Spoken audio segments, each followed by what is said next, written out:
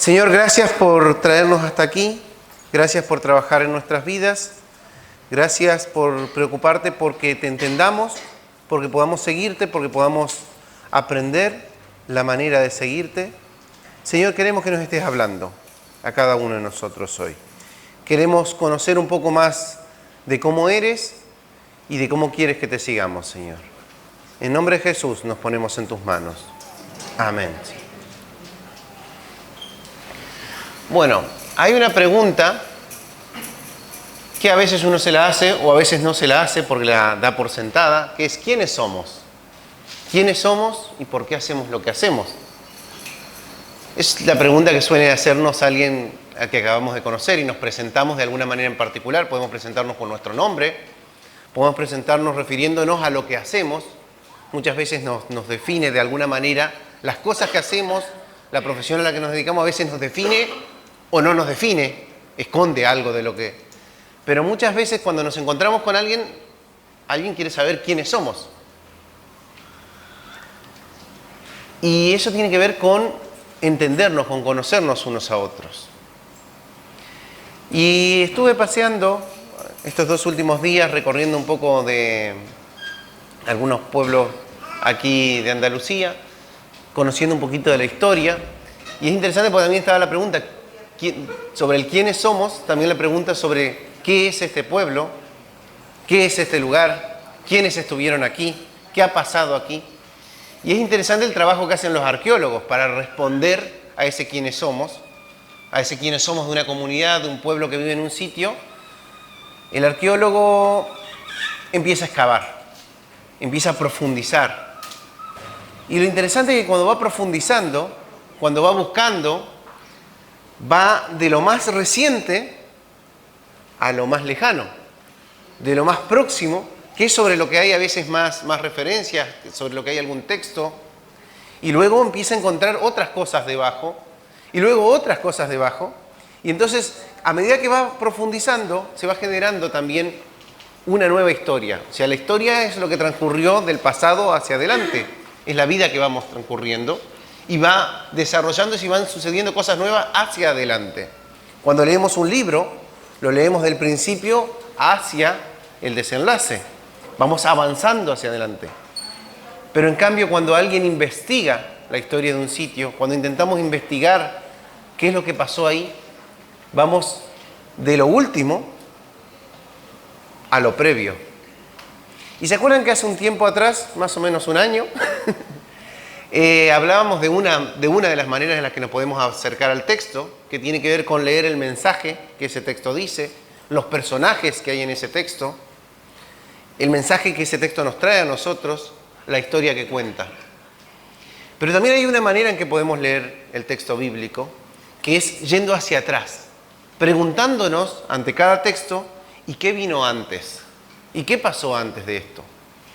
Y es un trabajo un poco difícil, porque uno lee un párrafo hacia adelante y luego tiene que ir hacia atrás para preguntarse qué. Pero es un ejercicio interesante. Y eso nos es muy útil cuando leemos los textos que narran una historia.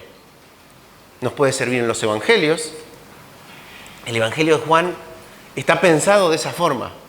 Está escrito para que entendamos el desenlace, a diferencia del evangelio de Marcos, que está escrito para que veamos la secuencia de hechos que ocurrió. El ir preguntándonos qué hubo detrás de, cuál es el sustrato detrás de esto que ocurrió. ¿Quién es Jesús? ¿Qué es el texto bíblico? ¿Quiénes eran estos seguidores? Vamos a abrir las Biblias o encenderlas según el formato que las tengan. En Juan 1:35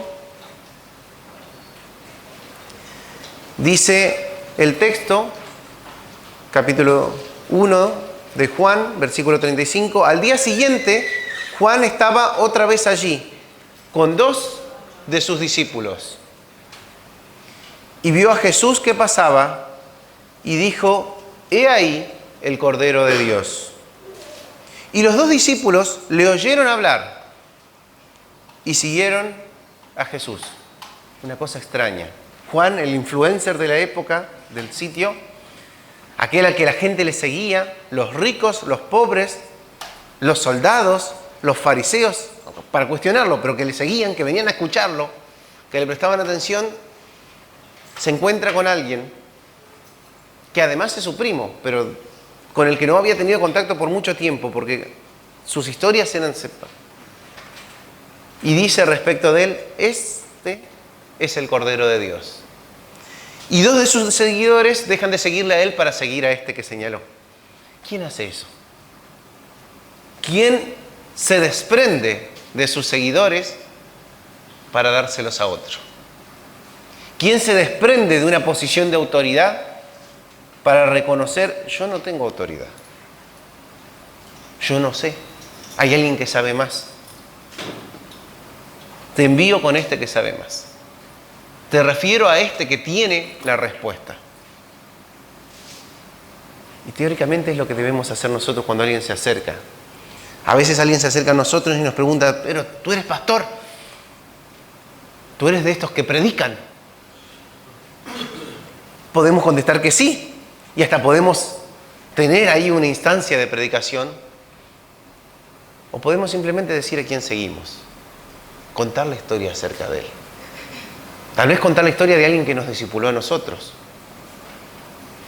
referirnos a otro que es más que nosotros, que es Dios. Jesús se volvió y viendo que le seguían les dijo, ¿qué buscáis? Y ellos le dijeron, Rabí, que traducido quiere decir maestro, ¿dónde te hospedas? Esto es muy interesante. Hay culturas donde la puerta se abre naturalmente, donde solo pasar frente a la puerta o donde solo subirte al taxi con alguien que no conocías puede terminar en una larga charla de té en su casa conociendo a toda su familia. Y hay otras culturas que no, donde se hace difícil pasar la puerta, donde cuando miras la arquitectura histórica de sus propios pueblos empiezas a ver que hay niveles, que hay una puerta exterior, hay un zaguán, hay un pasillo, hay un patio central, hay salones interiores. Hay niveles y hay que irlos pasando poco a poco para llegar al nivel interior, al de la intimidad. Cuando nos encontramos con la gente nos interpela sobre quiénes somos y qué hacemos.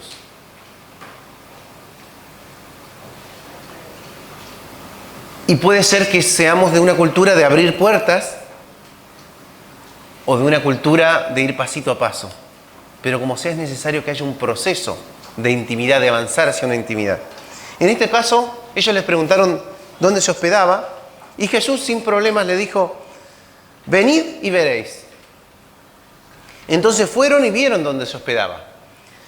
Y se quedaron con él. Vamos, que se invitaron a la casa de Jesús. Lo acababan de conocer. El que era su maestro dice, este es el Cordero de Dios. Y estos no tienen mejor idea que ir e invitarse a su casa. Y se quedaron a dormir en su casa.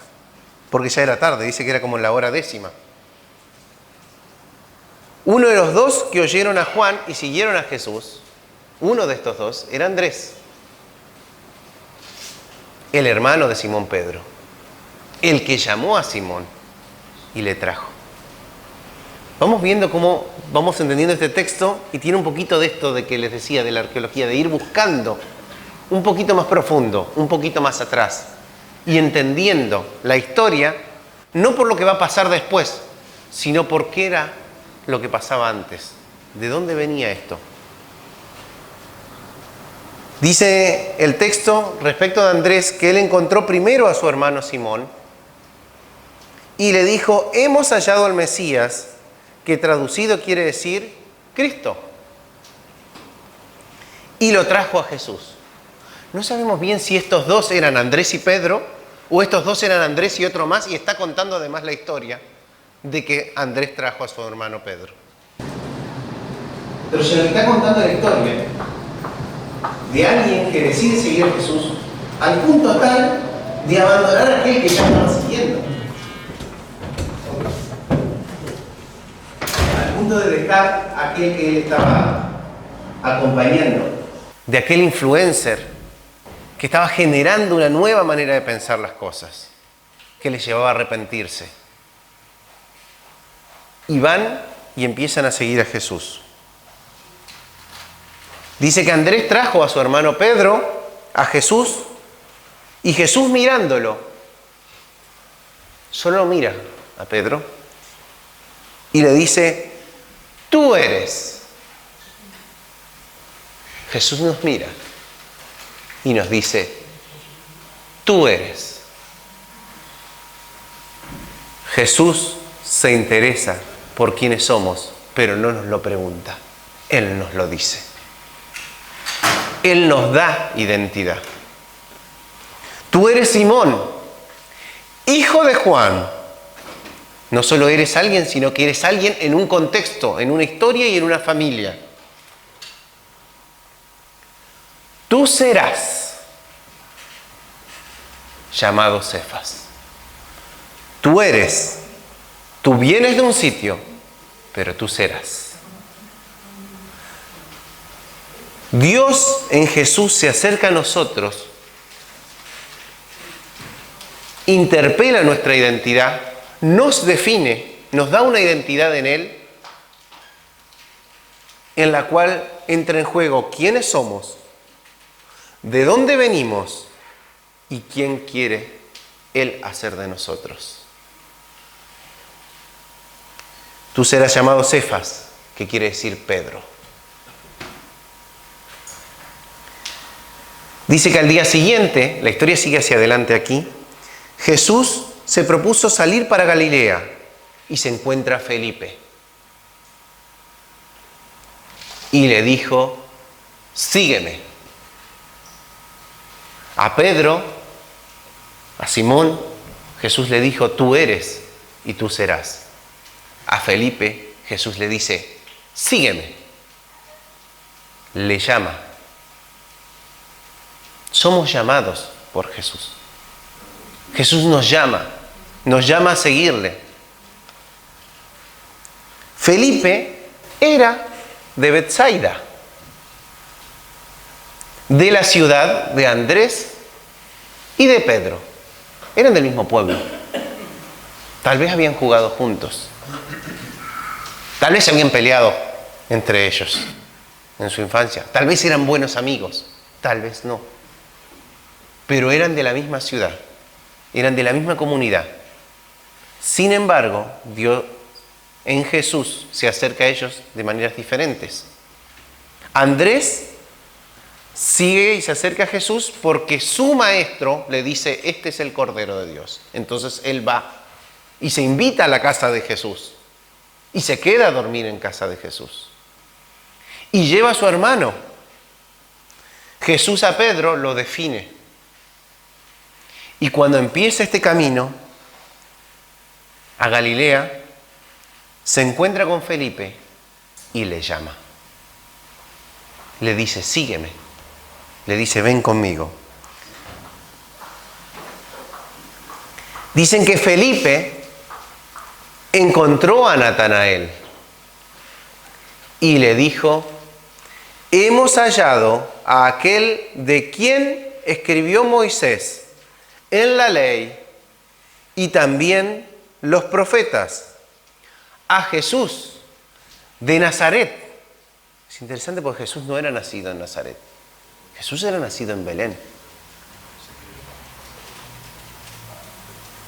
Jesús, hijo de David, de la ciudad de David. Esa identidad es una identidad que daba más respaldo que Jesús de Nazaret, de ahí de Galilea, de los márgenes, de los bordes, de los límites, donde los nuestros y los otros están mezclados,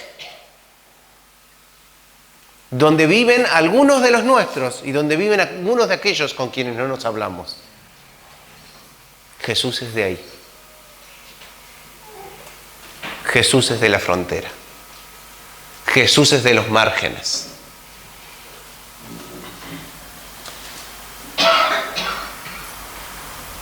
Le dice Felipe a Natanael, hemos hallado aquel de quien escribió Moisés en la ley. Aquí tenemos esta búsqueda y esta interpretación de la identidad por buscar la historia a la que se refería.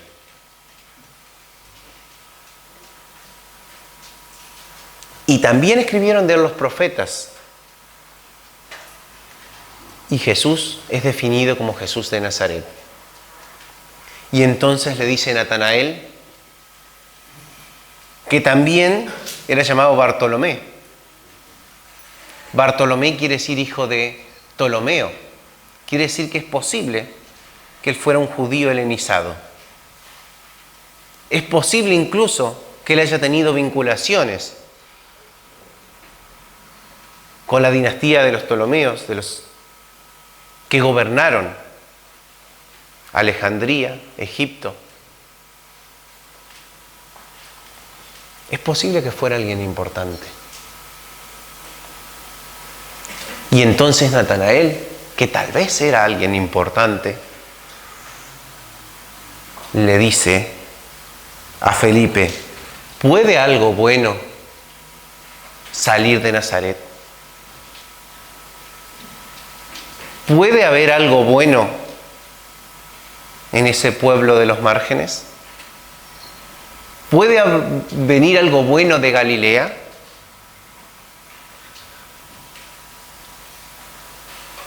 Y entonces Felipe le dice, la mejor muestra que podemos hacer de nuestro testimonio, ven y ve. Los argentinos diríamos, vení. Vení y mirá. Míralo vos. Y entonces Jesús ve venir a Natanael.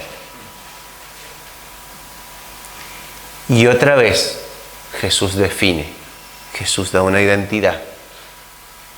Jesús dice quién es ese que está viniendo. Vio venir a Natanael y dijo de él, he aquí un verdadero israelita, en quien no hay engaño. Jesús define a Natanael, que tal vez no era tan israelita, porque si era Bartolomé, tal vez era mitad israelita y mitad griego.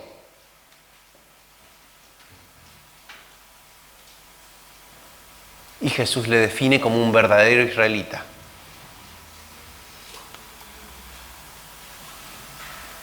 Y dice que él no engaña. Dice que esta persona que le ha cuestionado a él es alguien honesto. Jesús encuentra honestidad en nosotros, incluso cuando dudamos de él. Incluso cuando le cuestionamos. Porque él puede ver la imagen de Dios que hay en nosotros, dejada por el Creador. Él puede ver eso que entre nosotros no vemos y nos lo negamos. Entonces Natanael le dice, ¿cómo es que me conoces? ¿Qué sabes de mí? Jesús le respondió y le dijo, antes de que Felipe te llamara, cuando estabas debajo de la higuera, y aquí no dice qué era lo que estaba haciendo, pero Jesús y Felipe se entendieron sobre algo que le estaba Jesús llamando la atención. Y no lo sabemos si era algo bueno, algo cotidiano o algo que debiera corregir. No lo sabemos. Pero Natanael entendió claro que Jesús sabía quién era él, dónde estaba y qué estaba haciendo. Antes de que Felipe te llamara, cuando estabas debajo de la higuera, te vi. Dios nos ve, pero no nos ve en el sentido que muchas veces lo decimos, ese sentido casi de super yo, del psicoanálisis, de alguien que viene para castigarnos, para castrarnos. Nos ve porque se interesa por nosotros. Se interesa por nosotros al punto de habernos dado vida en un planeta marginal del universo. Porque a veces nos olvidamos que vivimos en un planeta marginal del universo, donde si no fuera por el milagro del Señor no podría existir vida. Natanael le respondió, y ahora cambió la actitud. Rabí, tú eres el Hijo de Dios. Tú eres el Rey de Israel. Hay alguien más que hace una declaración como esta, pero en otro momento del Evangelio. Y es Pedro. Cuando Jesús le pregunta, ¿y ustedes quién dicen que soy yo? Y Pedro hace una declaración análoga a esta. Tú eres el Hijo de Dios, tú eres el Cristo. Pero podemos decir que Jesús es el Cristo, no porque sepamos primero eso, sino porque Él nos da identidad a nosotros. Él nos define a nosotros. Él construye nuestra existencia. Respondió Jesús y le dijo, porque te dije que te vi debajo de la higuera, ¿crees? Cosas mayores que estas verás. Tenemos que entender que hasta ese momento Jesús no había hecho ningún milagro público. Jesús ya estaba llamando discípulos, o mejor dicho, le estaban poniendo discípulos a seguirle y también estaba llamando a algunos. En este caso, del grupo al que llama él específicamente es a Felipe. Y otros los están trayendo. Juan trajo a los pies de Jesús a 2 de sus discípulos. Uno de ellos es Andrés, que trae a los pies de Jesús a su hermano. Jesús llama a Felipe, que trae a Natanael. La historia que nosotros tenemos con Jesús no es para todos la misma, pero en todos los casos termina acercándonos a Él, reconociéndole como el Cristo, el Señor, y siendo definidos por Él. Él nos da identidad, nos da existencia. Y le dijo, en verdad os digo que veréis el cielo abierto y a los ángeles de Dios subiendo y bajando sobre el Hijo del Hombre.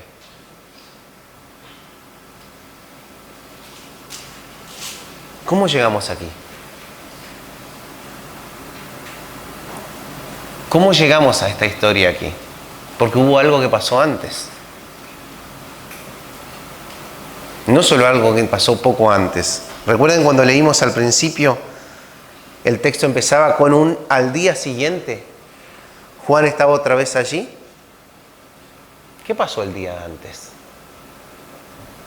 Es una pregunta que nos podemos hacer cuando intentamos leer el texto y buscar qué pasó antes, qué llevó a esto. Y hay muchos textos con los que podemos hacer eso. Y es un ejercicio interesante. Encontramos un texto y luego empezamos a preguntarnos, ¿cómo llegamos aquí? ¿Cómo se llegó a esto? Es la manera en la que construye la historia el cronista, probablemente Esdras. Cuando se encuentra con un pueblo que vuelve de la esclavitud y reescribe toda la historia de Israel hasta ese momento para entender cómo llegaron ahí, cuando son liberados de Babilonia. Hay otra colección de escritos, de otros textos históricos. Por eso tenemos Reyes y Crónicas y cuentan casi la misma historia, pero desde 2 perspectivas diferentes. Una es la perspectiva narrativa, lineal, y otra es la perspectiva de explicar cómo es que se llega hasta esto. Cuando nos acercamos a los evangelios, 3 de ellos nos cuentan la historia en perspectiva lineal. Y uno de ellos nos cuenta la historia de Jesús, el Evangelio de Jesús, en perspectiva de sentido. Y este es Juan. A su vez, los otros 3 lo cuentan con 3 intereses distintos. El entender cómo sucedieron los hechos, que es el trabajo que hace Lucas. El contarnos el principio del Evangelio, que es el trabajo que hace Marcos, el primero que se toma el trabajo de recopilar y escribir el Evangelio de manera simple y clara, para que la historia no se pierda.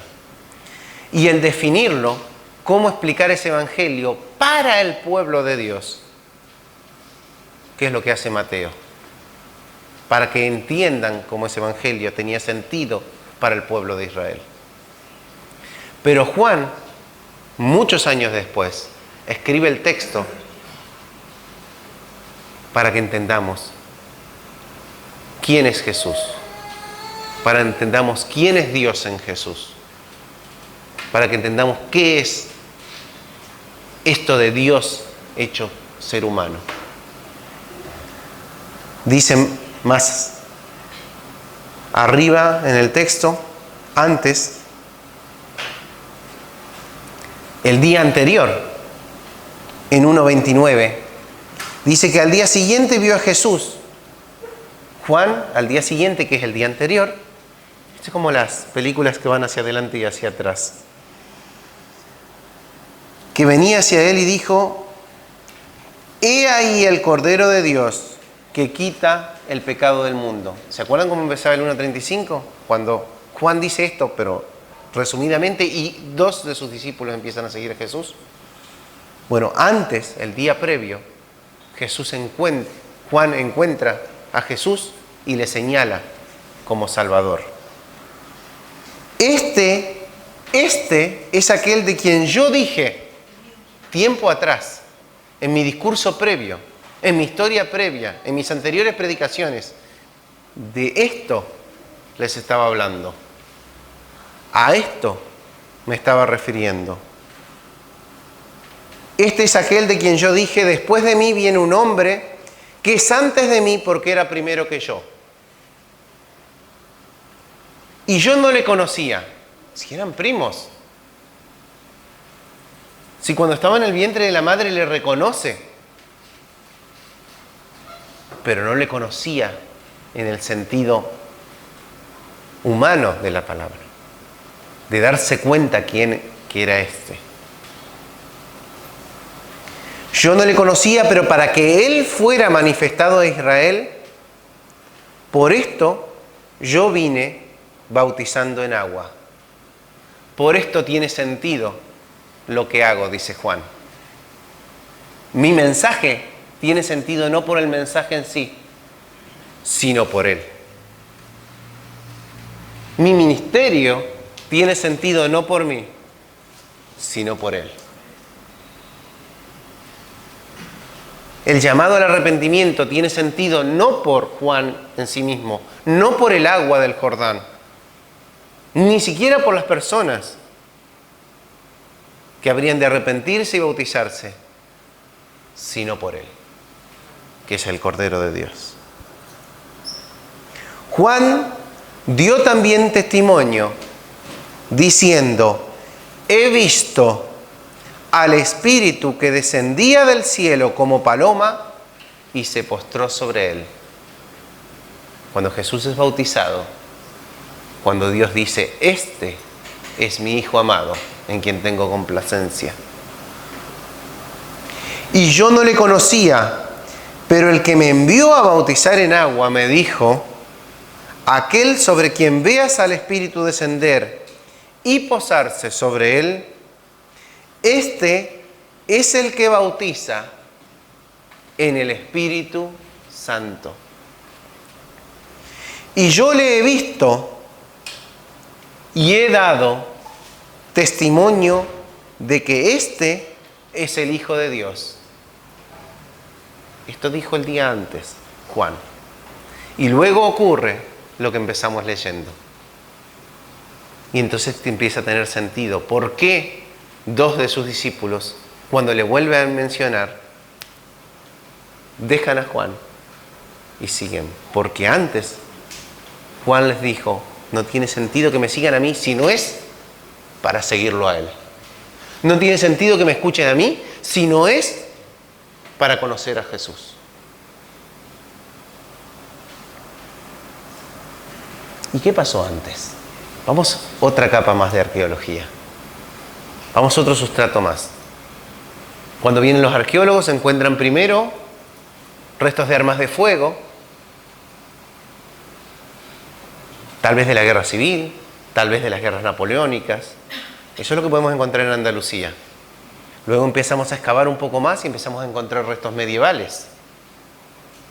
cristianos, castellanos, algún resto aragonés.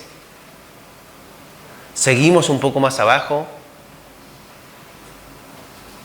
y encontramos la arquitectura islámica, andalusí.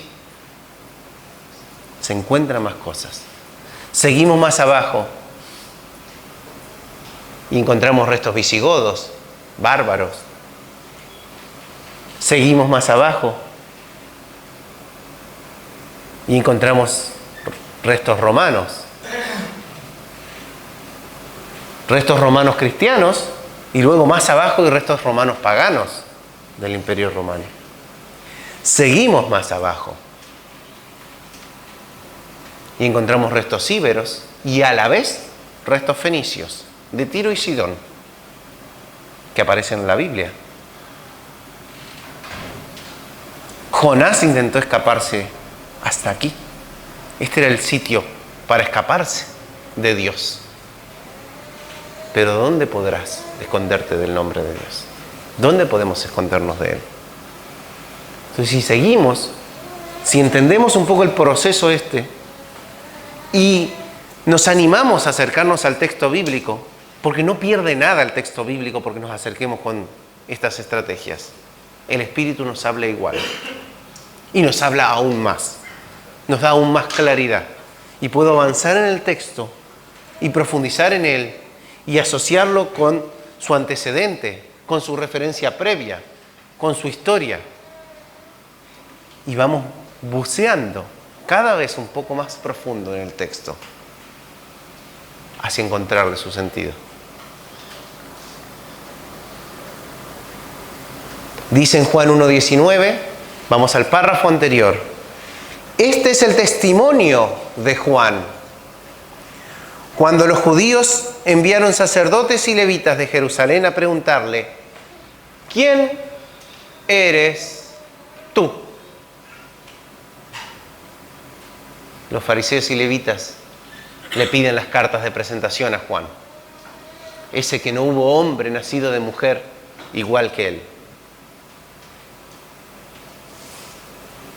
¿Quién eres? ¿Qué nos dices que es lo que tenemos que hacer? ¿Quién eres tú? Y él confesó y no negó. Confesó. Yo no soy el Cristo. Y le preguntaron entonces, ¿qué?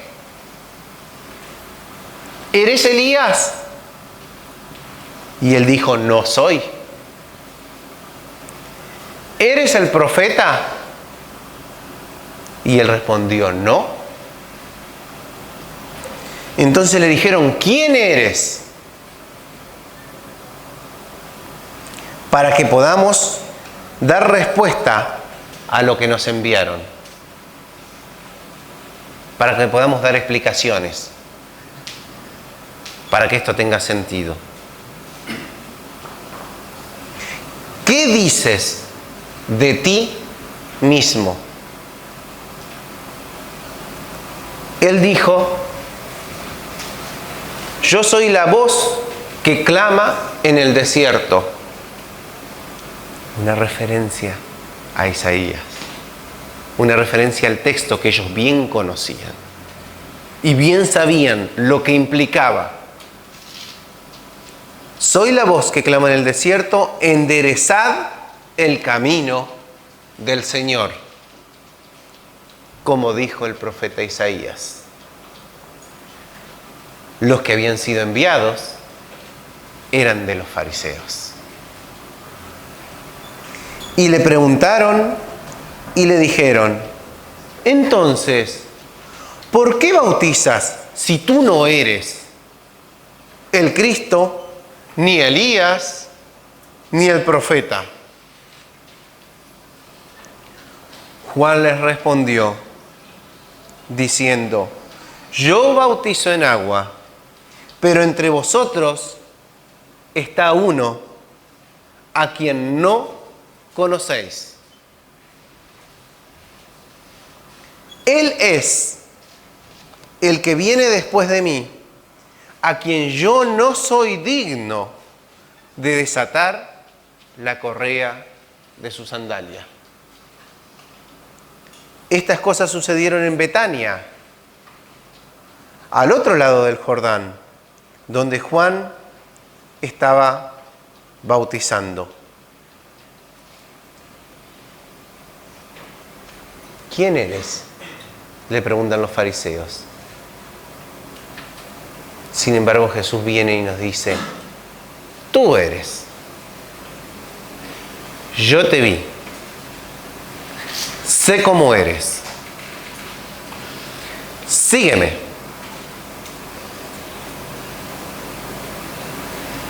Juan dice de Jesús: Él es. De Él yo hablaba. A Él tienen que conocer.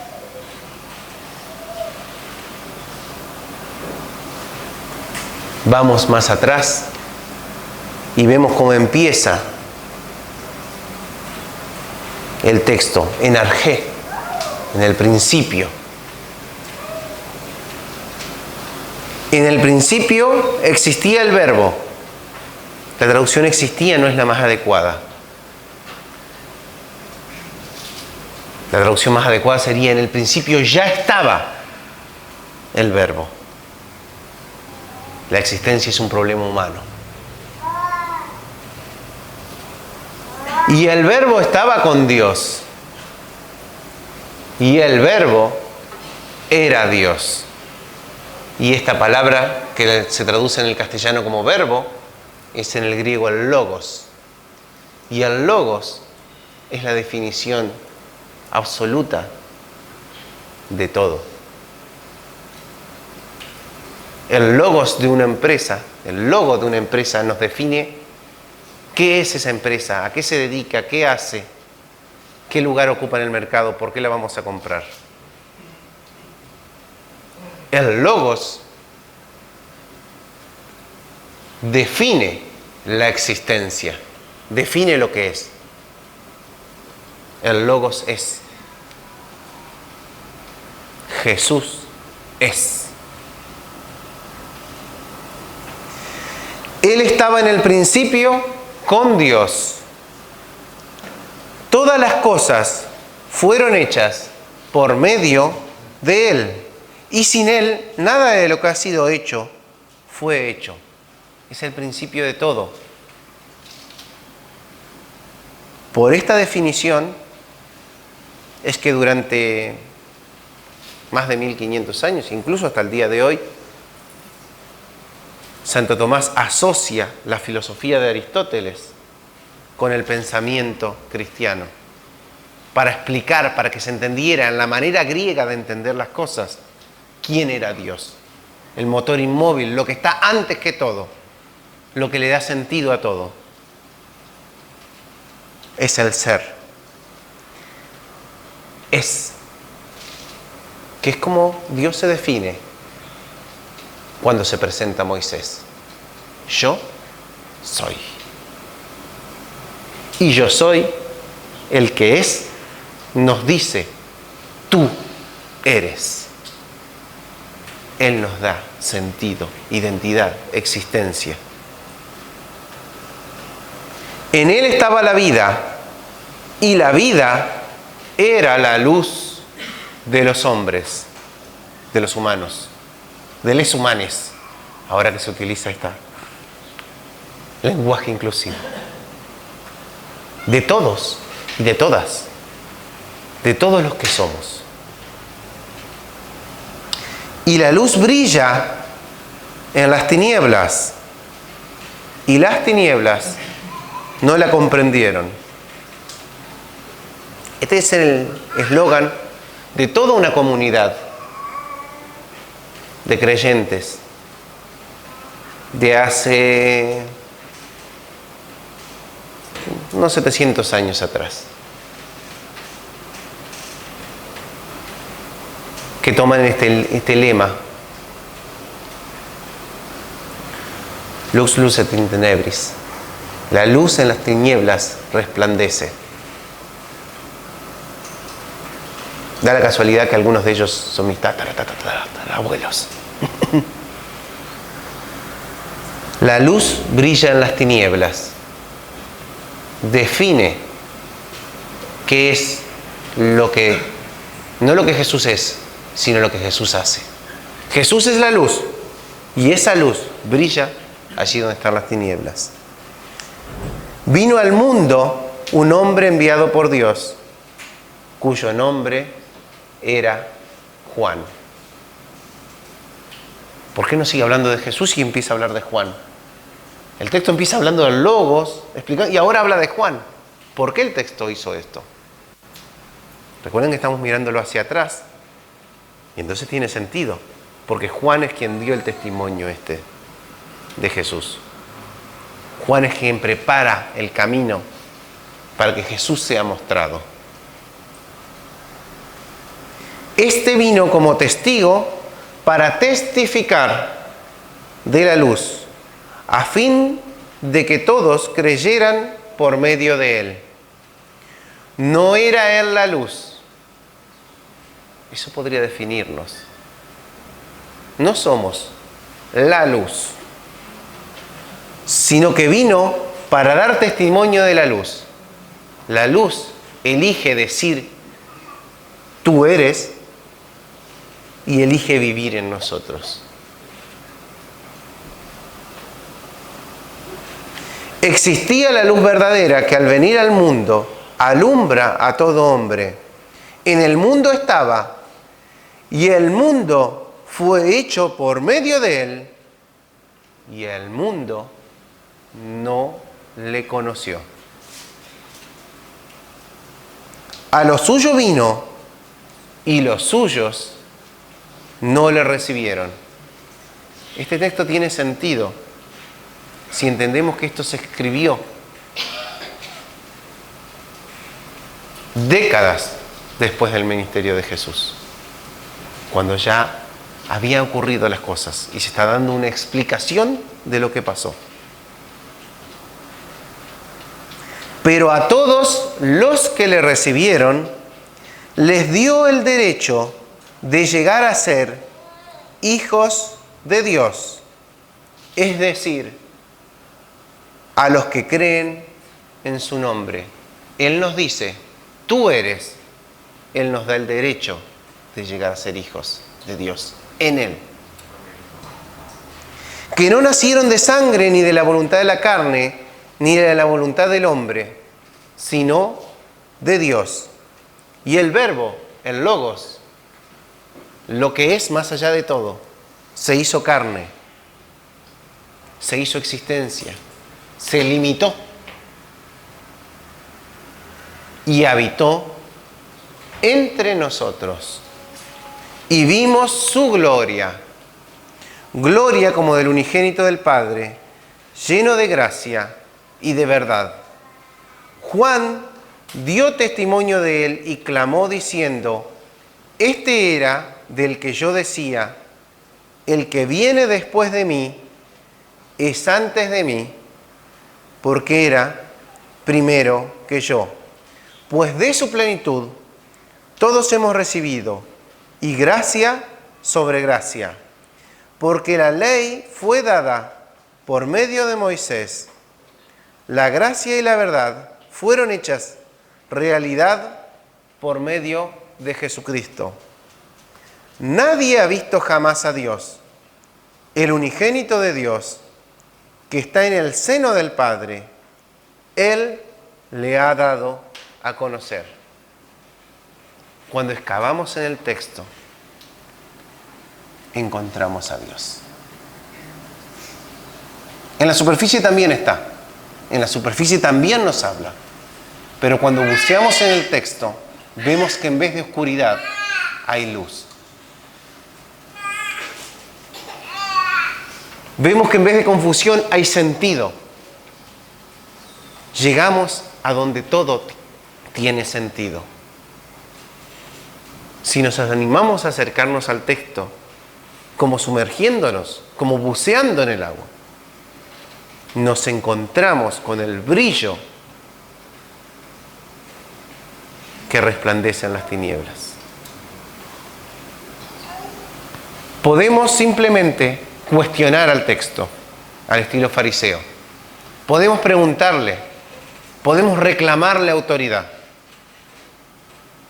o podemos animarnos a bucear. Podemos trabajar excavando sobre el contenido de ese texto, que no es fácil. El trabajo del arqueólogo es bastante ingrato, bastante sucio. Y muchas veces no se encuentra nada. Pero en el caso de que hagamos esta actitud con la palabra, vamos a encontrar. Si nos animamos a buscar esa luz, a quitar velos que podamos tener delante de la luz, es cuando vamos a la oscuridad que la luz que esté será evidente, porque ahí resplandece. Es cuando nos dejamos de cuestionar, ¿puede salir algo bueno de Nazaret? ¿Puede salir algo bueno de ese contexto? Y nos animamos a ver la luz brillando. ¿Y qué nos toca a nosotros? Podemos ser como Juan y decir, ese es el Cordero de Dios. Podemos ser como Andrés. Deberíamos animarnos a ser como Andrés. Invitarnos a la casa de Dios. Invitarnos a la casa de Jesús, a dormir en su casa. Y traer a nuestro hermano. Podemos ser Felipe y simplemente obedecer cuando se nos llama. Y traer a otro. Podemos ser Natanael, que aunque le hayamos cuestionado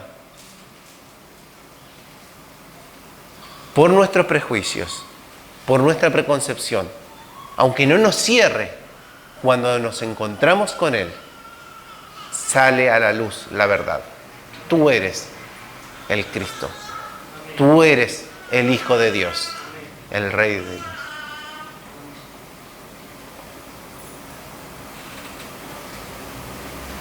Es una pregunta que podemos hacernos a nosotros mismos. ¿Quiénes somos como comunidad de fe? ¿Quiénes somos como iglesia? ¿Como personas? ¿O podemos bucear en la palabra y encontrar a Dios diciéndonos a nosotros, tú eres? Tú vienes de este lugar y tú serás esto que yo quiero hacer contigo. Yo quiero invitarlos a que nos acerquemos al texto así y a que nuestro testimonio de Jesús sea tan simple como eso. Yo no soy, yo no sé. Hay alguien que es y que le da sentido a mi vida. ¿Oramos? Gracias, Señor, por tu amor, por esa misericordia. Gracias, Señor, porque elegiste darnos existencia. Tú que eres, elegiste hacer de la nada y hacernos. Gracias por darnos identidad. Gracias por invitarnos. Gracias por recibirnos en tu casa. Gracias por tenernos paciencia. Aunque nuestros prejuicios te condicionen tu obrar en nosotros, por no dejarte, por no escucharte, por no animarnos. Gracias, Señor. Queremos ver la luz brillando. Queremos que esa luz brille en nosotros. Queremos poder decir cuando nos pregunten, yo no soy, pero conozco al que es. Yo no sé, pero conozco al que sabe. Queremos seguirte cuando nos invitas a hacerlo. Y queremos traer a otros porque hemos hallado la verdad. Acompáñanos en ese proceso, Señor. Gracias porque sabemos que ya lo estás haciendo. En nombre de Jesús. Amén.